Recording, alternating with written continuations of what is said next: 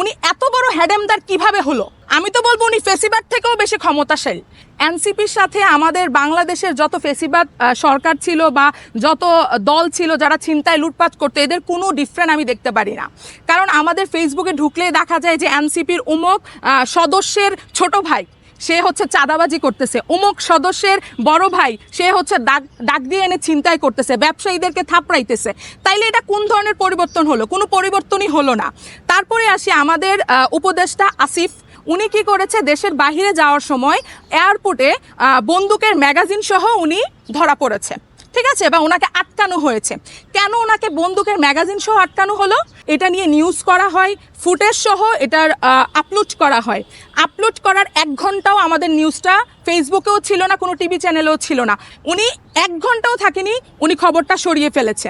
তারপর বাংলাদেশের মানুষ কিছুটা অবিশ্বাসী করছিল যে হয়তোবা খবরটা মিথ্যা, কিন্তু তখনই কি হলো, গোড়ায় গলদ দেখা দিল। উনি নিজেই নিজের পার্সোনাল প্রোফাইল থেকে পোস্ট করেছে যে আমার নিরাপত্তার জন্য, আমার পরিবারের নিরাপত্তার যখন আমার সাথে আইন শৃঙ্খলা বাহিনী থাকে না, তখন এটা আমি ব্যবহার করি। তো আমার প্রশ্ন হলো, আপনি কিভাবে 27 বছর বয়সে আপনি একটা মানে পার্সোনাল বন্দুক ইউজ করতে পারেন? আমাদের বাংলাদেশের নিয়ম হচ্ছে 30 বছরের আগে আপনি কোনো লাইসেন্সকৃত বন্দুক আপনার কাছে রাখতে পারবেন না।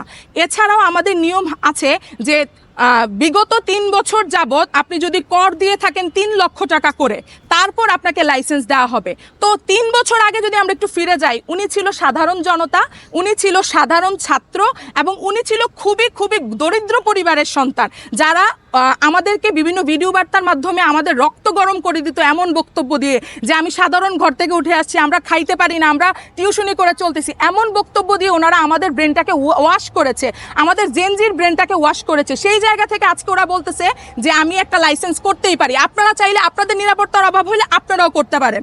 বাংলাদেশ কি মগের মূল্য হয়ে গেল?